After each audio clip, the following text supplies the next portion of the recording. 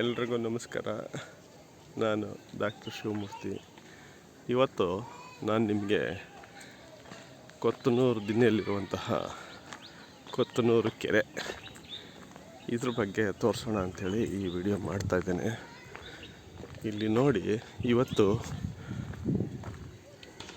ಒಂದು 15 ದಿನದಿಂದ ಸ್ವಲ್ಪ ಮಳೆ ಬರ್ತಾಯಿದೆ.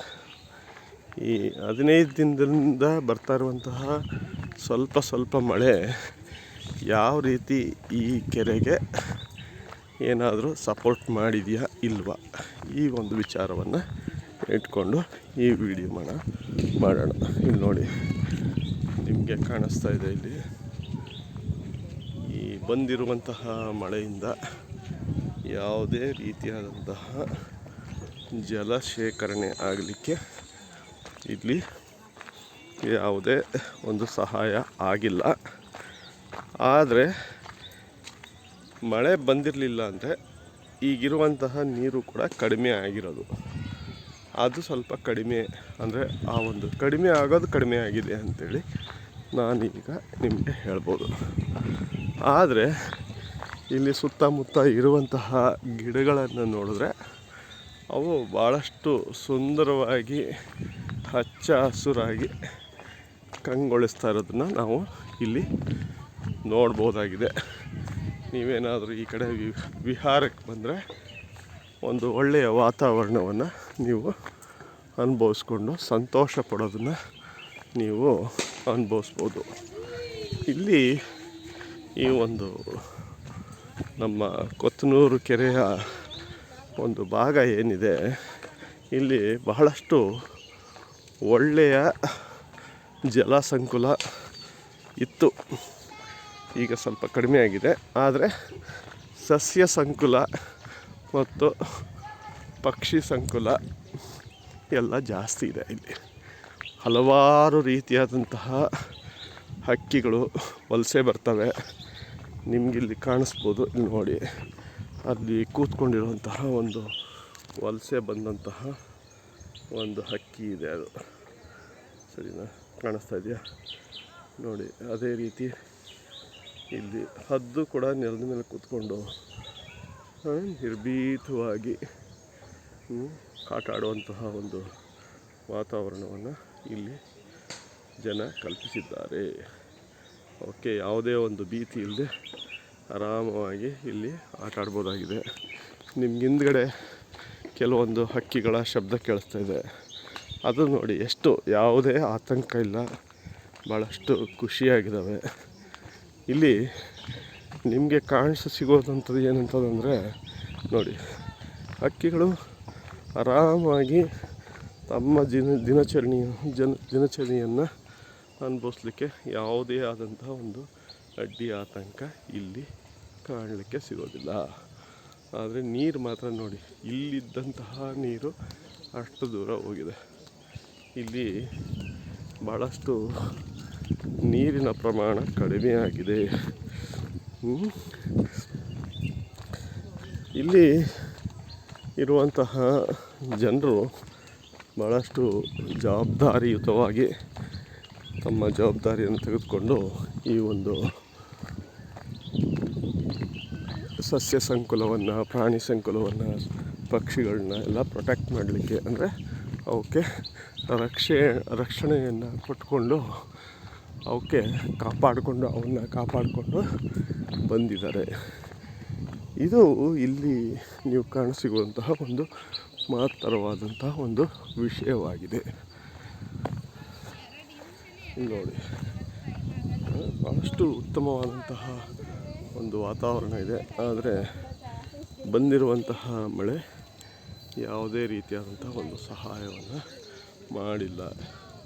ಯಾವ ರೀತಿ ಅಂದರೆ ನೀರನ್ನು ತುಂಬಿಸೋದಕ್ಕೆ ಆಗಿಲ್ಲ. ಇನ್ನೂ ಜಾಸ್ತಿ ಮಳೆ ಬರಬೇಕಾಗಿದೆ. ನನಗೆ ಒಂದು ಆತಂಕ ಏನಂತಂದರೆ, ಈ ಕೆರೆ ತುಂಬುವಷ್ಟು ಮಳೆ ಬಂದರೆ ಅದೆಷ್ಟು ಜನಗಳಿಗೆ ತೊಂದರೆ ಆಗುತ್ತೋ ಏನೋ ಗೊತ್ತಿಲ್ಲ. ಅದಕ್ಕೆ ನಾನು ಈ ಮೂಲಕ ಹೇಳೋದೇನೆಂದರೆ, ಈ ಕೆರೆ ತುಂಬೋದಂತೂ ಗ್ಯಾರಂಟಿ. ಇವತ್ತಾಗ್ಬೋದು, ಇಲ್ಲ ನಾಳೆ ಆಗ್ಬೋದು, ಆದರೆ ಸ್ವಲ್ಪ ದಿನ ಆದರೆ ಆಗ್ಬೋದು. ಆದರೆ ಇಲ್ಲಿ ಮಳೆ ಬರೋಷ್ಟರೊಳಗೆ ನಿಮ್ಮ ಮನೆಯೊಳಗೆ ನೀರು ಹೋಗದಂತೆ ನೋಡ್ಕೋಬೇಕು ಅಂದರೆ ಈಗಲೇ ಎಚ್ಚರಿಕೆ ತೆಗೆದುಕೊಳ್ಳಿ.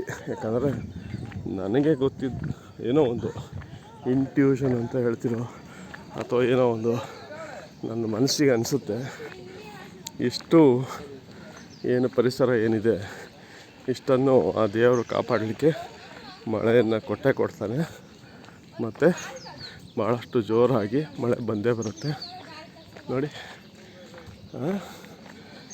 ಈಗ ಆ ರೀತಿ ಮಳೆ ಬಂದಾಗ ನಿಮ್ಮ ಮನೆಗಳು ಕೊಚ್ಚಿ ಹೋಗದಂತೆ, ನಿಮ್ಮ ಮನೆಯಲ್ಲಿರುವಂತಹ ದಾಖಲೆಗಳು, ಪಾತ್ರೆ ಸಾಮಾನುಗಳು, ಬಟ್ಟೆಗಳು ಕೊಚ್ಚಿ ಹೋಗದಂತೆ ನೋಡ್ಕೊಳ್ಳೋದಕ್ಕೆ ಈಗಲಿಂದನೇ ಎಚ್ಚರಿಕೆ ತೆಗೆದುಕೊಳ್ಳಿ. ಇದನ್ನು ನಾನು ನಿಮಗೆ ಯಾಕೆ ಹೇಳ್ತಾ ಇದ್ದೀನಿ ಅಂದರೆ, ನಾವಾಗಲೇ ಮೇ ಕೊನೆಗೆ ಬರ್ತಾಯಿದ್ದೀವಿ. ಜೂನು ಜುಲೈಯಲ್ಲಿ ಉತ್ತಮವಾದಂತಹ ಒಂದು ಮಳೆ ಆಗ್ಬೋದು ಅಂತ ನನಗನ್ನಿಸುತ್ತೆ. ಹಾಗೆ ಏನಾದರೂ ಆದಾಗ ಆದರೆ ಆಗ ನೋಡಿ, ಇಲ್ಲಿ ನಿಮಗೆ ಒಂದು ಭಾಳಷ್ಟು ಸುಂದರವಾದಂತಹ ಒಂದು ದೃಶ್ಯ ಕಾಣಿಸ್ತಾ ಇದೆ. ಬಾತುಕೋಳಿಗಳು ಯಾವುದೇ ಆತಂಕ ಇಲ್ಲದೇ ಆರಾಮಾಗಿ ವಿಹಾರ ಮಾಡ್ತಾ ಇರೋದನ್ನು ನೀವು ಇಲ್ಲಿ ಕಾಣ್ಬೋದು. ಭಾಳಷ್ಟು ಖುಷಿಯಾಗತ್ತೆ. ಸೊ ಇದೇ ರೀತಿ ನಾನು ಹೇಳೋದು, ಈಗ ಈ ಚಿಕ್ಕ ಹೊಂಡ ಏನಿದೆ ಅದು ತುಂಬಿಕೊಂಡಿದೆ.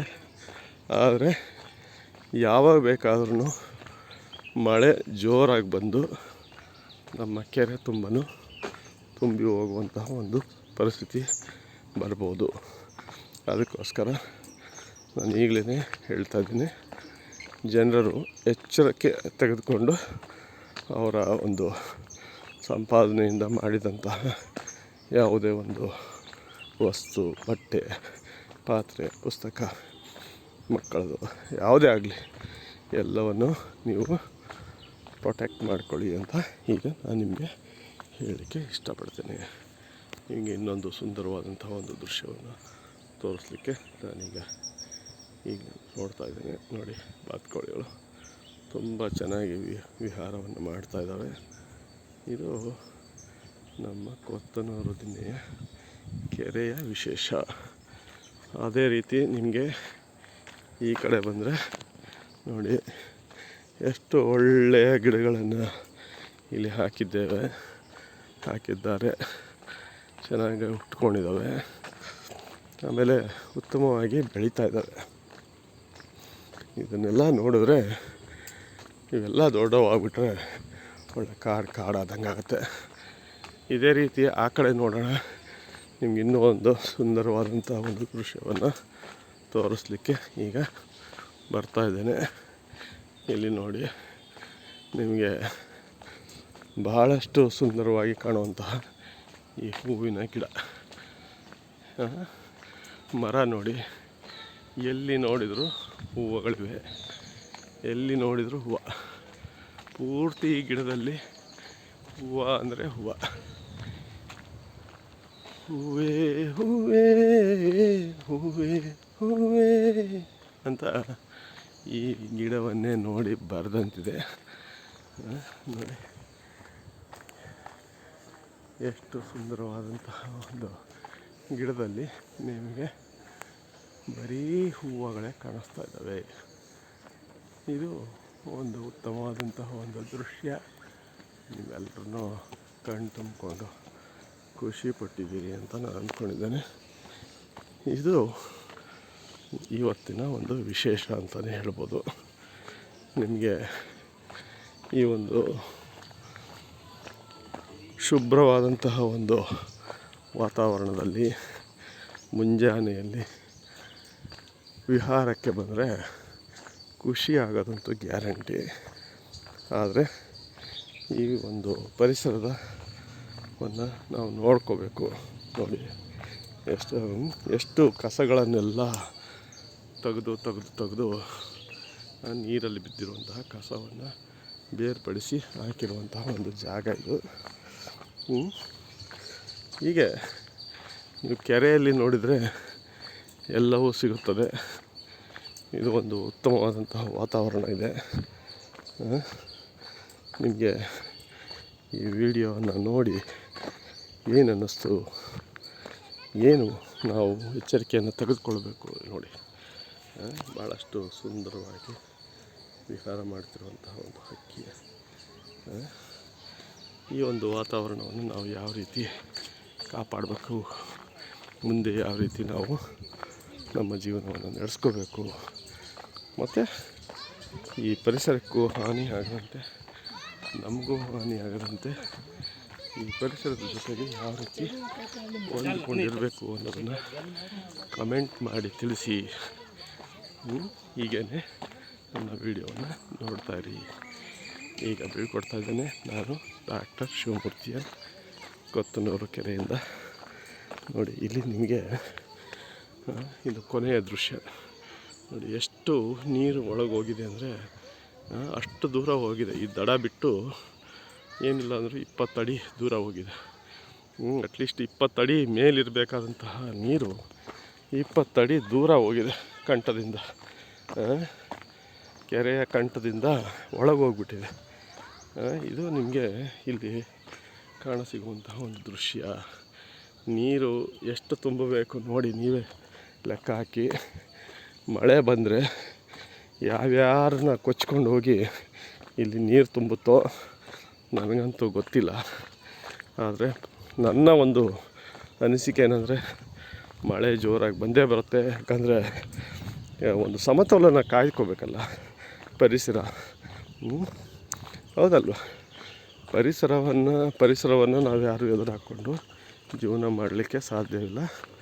ಆದರೆ ಪರಿಸರ ತನ್ನ ಒಂದು ಸಮತೋಲತ್ವವನ್ನು ಕಾಪಾಡಿಕೊಳ್ಳುತ್ತೆ. ಆ ರೀತಿ ಆಗಬೇಕಾದ್ರೆ ನಾವೆಲ್ಲರೂ ತೊಂದರೆಯನ್ನು ಅನುಭವಿಸ್ಬಾರ್ದು. ಅದಕ್ಕೋಸ್ಕರ ಈಗಲೇ ನಾನು ಎಚ್ಚರಿಕೆ ಕೊಡ್ತಾಯಿದ್ದೀನಿ ಜನಗಳಿಗೆ. ಸಾಧ್ಯವಾದಷ್ಟು ನಿಮ್ಮ ಒಂದು ಮನೆಯಲ್ಲಿರುವಂತಹ ಸಾಮಾನುಗಳನ್ನು ಭದ್ರ ಮಾಡ್ಕೊಳ್ಳಿ. ಆ ಒಂದು ನೀರು ಹೋಗುವಂತಹ ಒಂದು ಜಾಗದಲ್ಲಿ ಏನಾದರೂ ನೀವು ಮನೆ ಕಟ್ಟಿದರೆ ನಿಮ್ಮ ಎಚ್ಚರಿಕೆಯಿಂದ ತೆಗೆದುಕೊಳ್ಳಿ. ಇಷ್ಟು ನಾನು ಹೇಳ್ತಾ ಈಗ ಬೀಳ್ಕೊಡ್ತಾ ಇದ್ದೇನೆ. ಸೊ ಖುಷಿ ಆಯಿತಾ ನಿಮಗೆಲ್ರಿಗೂ? ನೋಡಿ, ಮತ್ತೆ ಇದೇ ರೀತಿ ಸಿಗ್ತಾ ಇರ್ತೇನೆ.